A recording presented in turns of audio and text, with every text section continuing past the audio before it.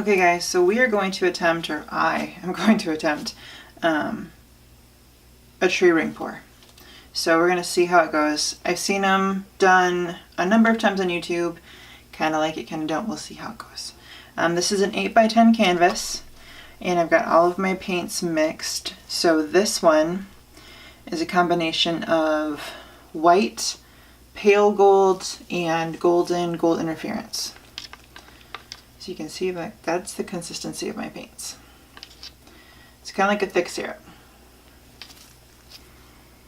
This one is emerald, cerulean blue, rich gold, sap green, brilliant blue hue, white. And the only things I add to my paint are Floetrol and a tiny bit of water. We're talking like milliliters of water, not a lot, just to get it to the right consistency.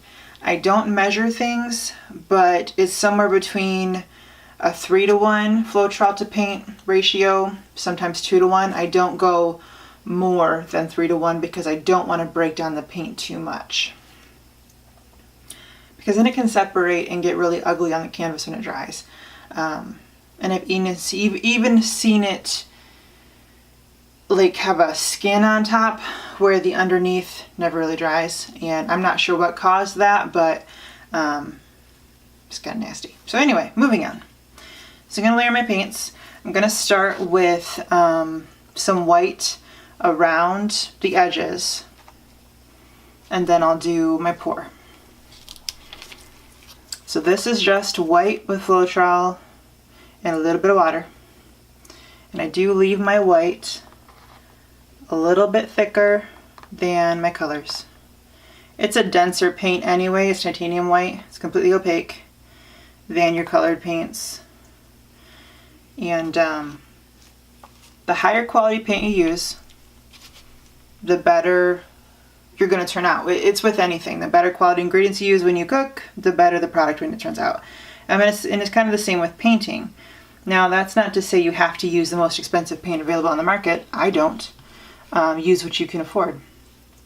But I will say that the craft paints, like for example, this is a craft paint, little 2-ounce bottle. Because this is thinner and they use cheaper pigments in it, cheaper ingredients to make it, it's just a craft paint. It's not intended to be art and to last for a long time. So it's inexpensive. You can use that, but it won't be as good a quality, and you're going to go through a lot more of it than if you buy an 8-ounce tube of actual artist paint. So that's not to make anybody feel bad. That's not to shame anybody. Use what you can afford. Buy it on sale, use coupons. I certainly do. But it's just to give you an idea of what you're buying, what you are spending your money on. And the little craft paints seem like a good deal because you can get them for 50 cents or $1, but you may use this entire bottle in one pour. So is it really worth it? You know, you're not going to get a whole lot of paintings out of that little craft paint bottle. That's all I'm saying.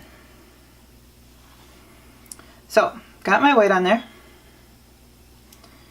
Now, going to do the pour. So again, there's no rhyme or reason to how I layer my paints. My crafts are cut away. In the cup. I just add them. But do keep in mind that whatever color you use most of is the one that's going to show up the most in your final product. So if you dump a whole cup of green and just a tiny bit of gold, you're going to have mostly green and hardly any gold.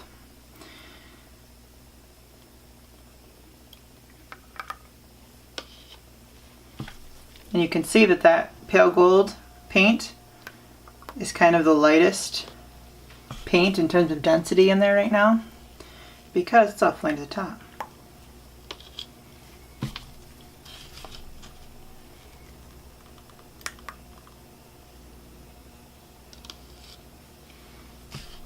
This already looks really pretty. I kind of want to flip cup it, but we're going to see how this goes. Actually, I'm going to add a little more green. Okay.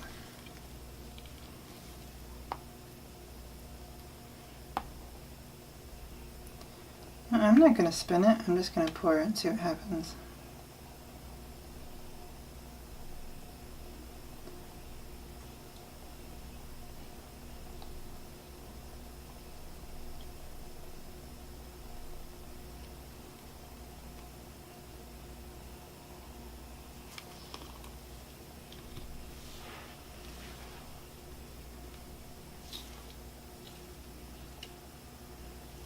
And there's no silicone in this. I get a little closer so you can see what's going on there. No silicone in this. I'm not a huge fan of a lot of cells. I like a few, but I'm not cell centric, if you will. So I've not tried the silicone as of yet. I do want to try it, but I'm just having so much fun with these without it that I haven't felt the need to add it yet.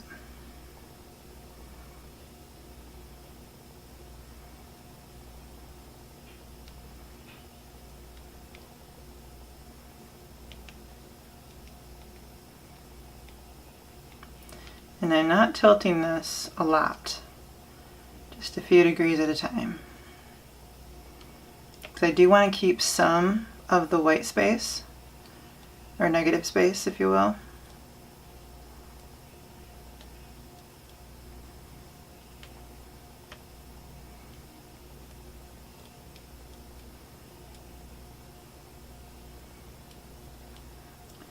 I really like how that blue is looking, so I'm going to see if I can try to get more of that to show up.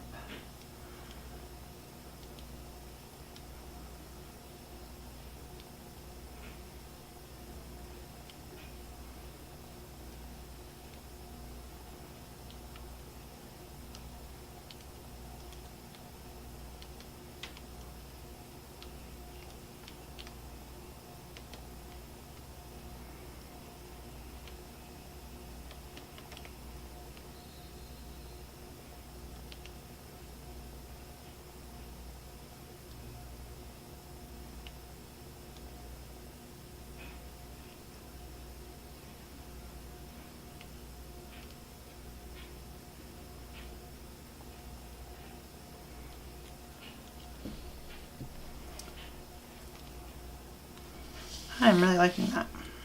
I think that looks really cool.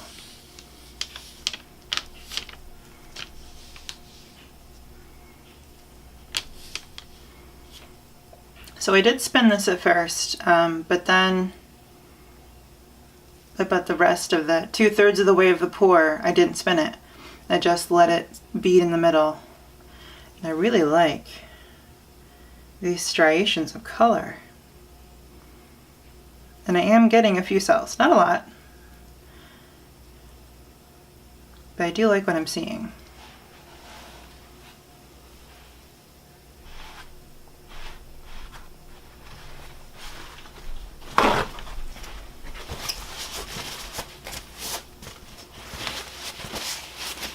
And I am going to use a heat gun, and that's not to bring up cells necessarily, it is to help pop some of those surface bubbles I can see in the paint from mixing it up. I'm just using paper towel to get the excess paint off my gloves so I can touch stuff without ruining everything.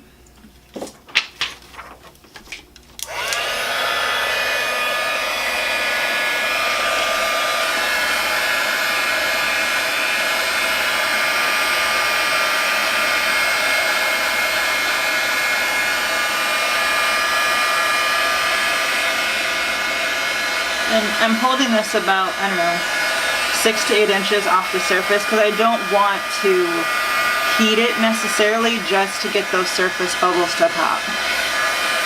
Because if you do hold this on the paint, it'll cause it to separate, because it'll essentially cook the very top layer of paint, dry it out, and then cause it to break. And that's not a good look. This is not nearly the level of heat that a torch will give you. This is actually a tool used in paper crafting to do heat embossing. So it will burn you, but it's not a torch. It's not nearly that level of hot.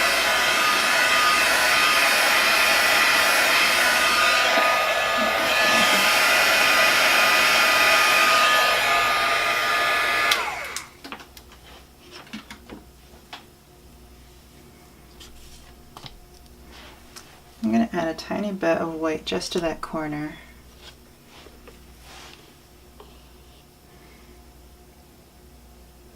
Just to even that out a little bit.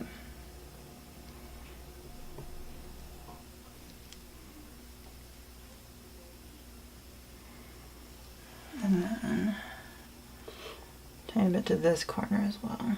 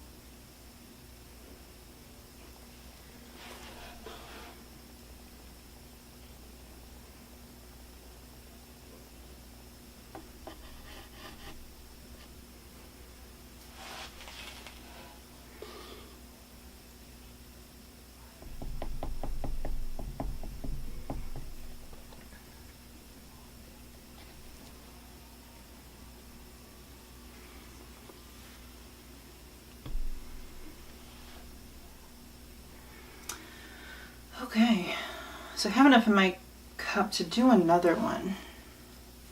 What do you think? You guys want to see another one?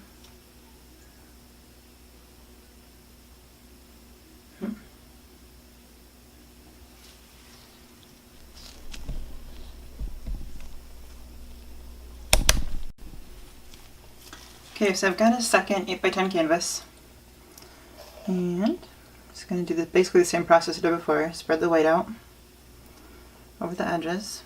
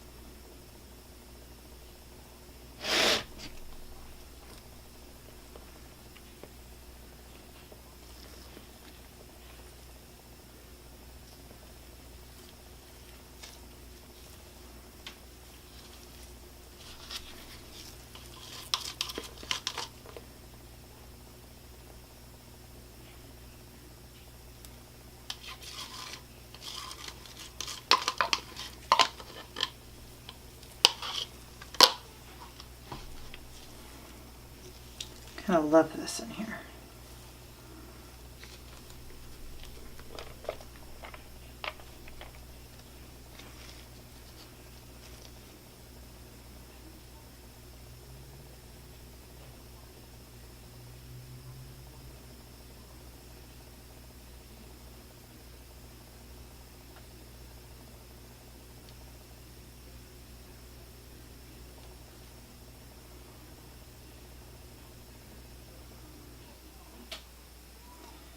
So I want to keep this blue pattern down here on this canvas as much as possible.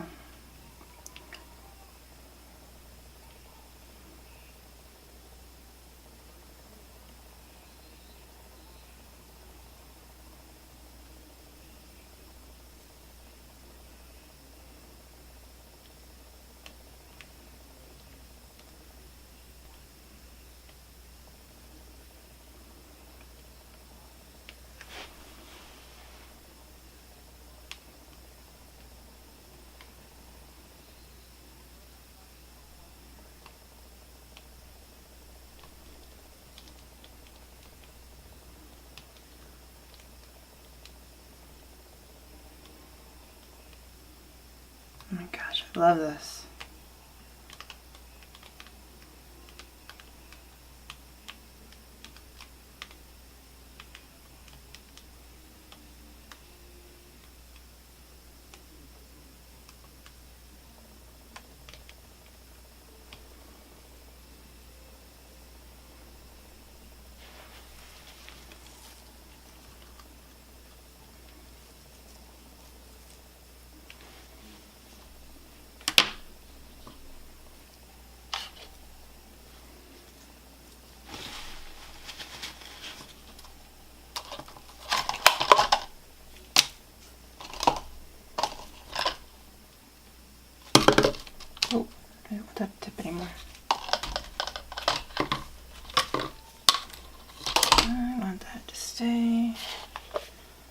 just where it is. So I'm gonna let that dry like that. That is freaking gorgeous.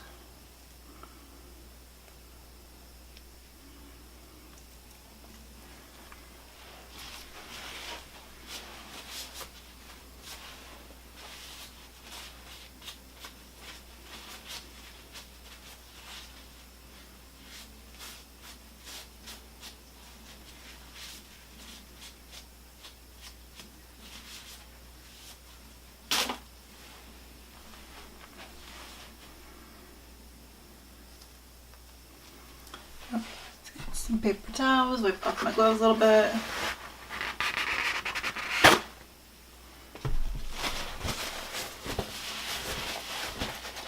I'm just going to add a tiny bit.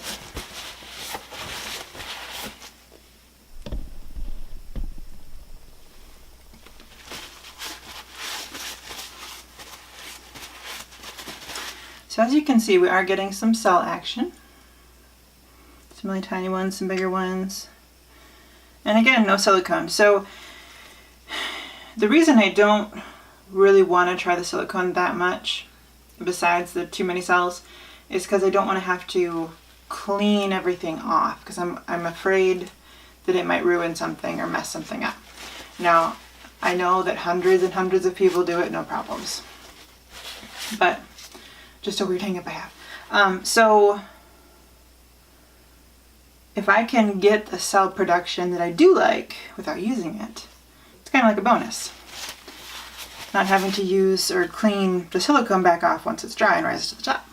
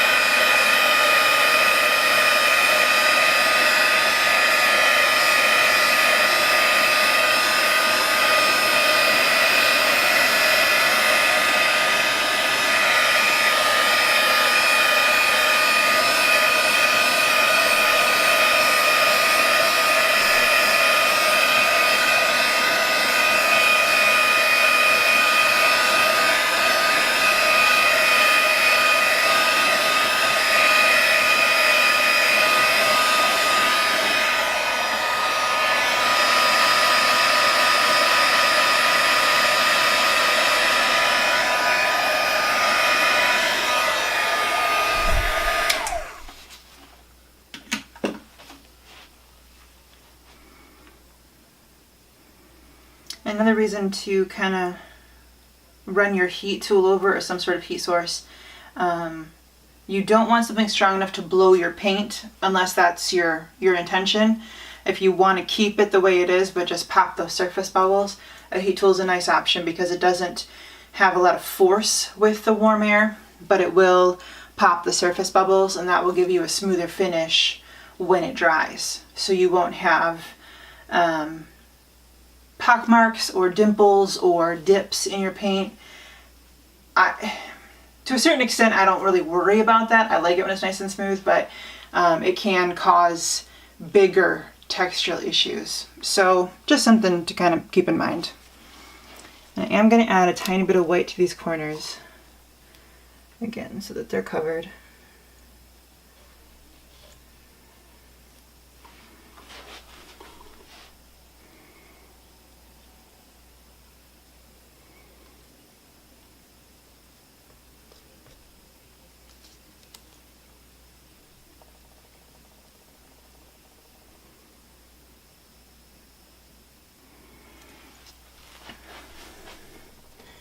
And the Floetrol helps to even the surface out as well.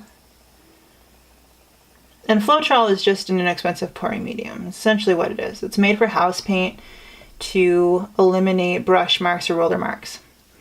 It also extends the paint. So that's why it's kind of perfect with this art form, because you get longer life out of the paint you do buy. I can buy mine at the local hardware store, $14 a gallon. Whereas the first time I bought it, it was on Amazon for a quart, and it was like $8 or $9. 2 quarts is in a gallon, so the Floetrol at the hardware store is a lot less expensive. And it's a lot less expensive than like a Liquitex pouring medium, for example. Now those are professional grade, so there is, in my experience, they both work fine. They both work perfectly well for this specific medium. So it's up to you what you want to invest your money in.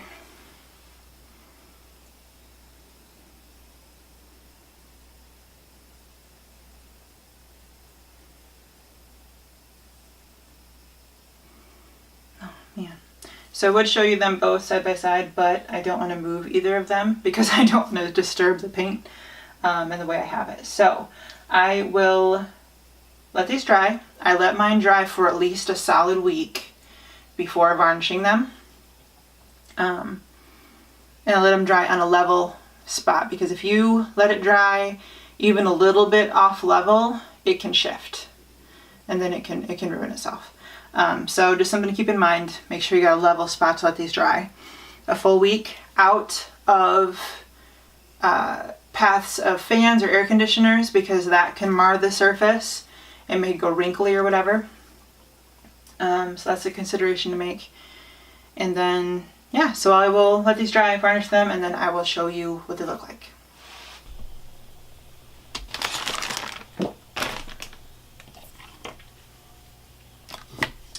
Okay guys, here they are, finished, dried and varnished.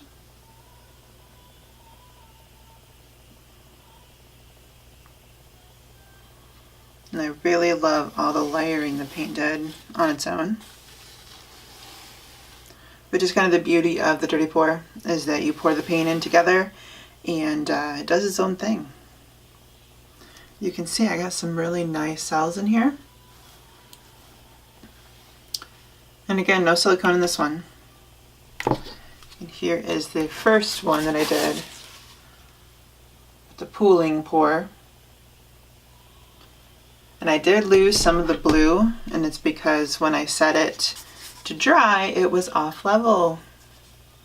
So what I warned you guys about is what happened to this one.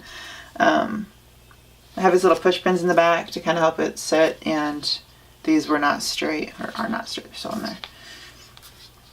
But anyway, I do like how it looks, but I did lose some of this pretty blue here.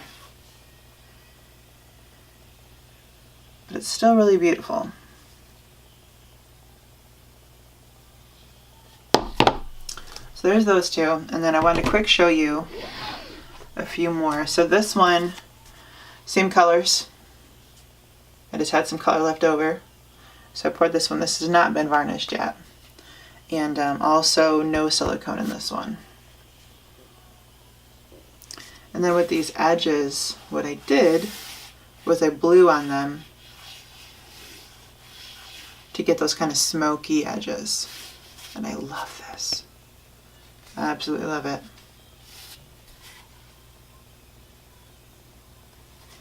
And then these two, I didn't film these because I wasn't sure how I was going to like them. This one has silicone in it, so you got a lot more cells, which kind of on the fence about. I do love this section. And again, I blew on this one. I got some lacing up in here. And then this one also had silicone. This was kind of like, I wasn't liking how it looked, so I basically swiped it. This is a swipe, and I do like how this turned out. It just wasn't floating my boat. So I just took a piece of scrap paper, went this way once with it, and this is what I got out of it. So it was a successful save.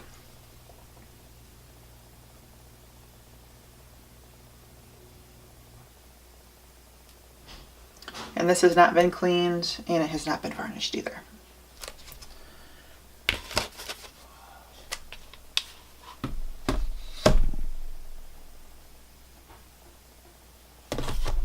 And these are all 8x10s.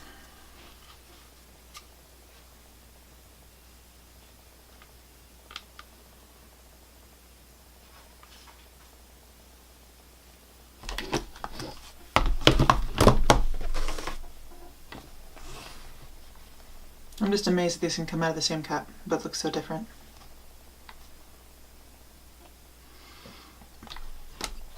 So yeah, thanks for watching, guys. We will catch you on the next one. Have a great day. Bye-bye.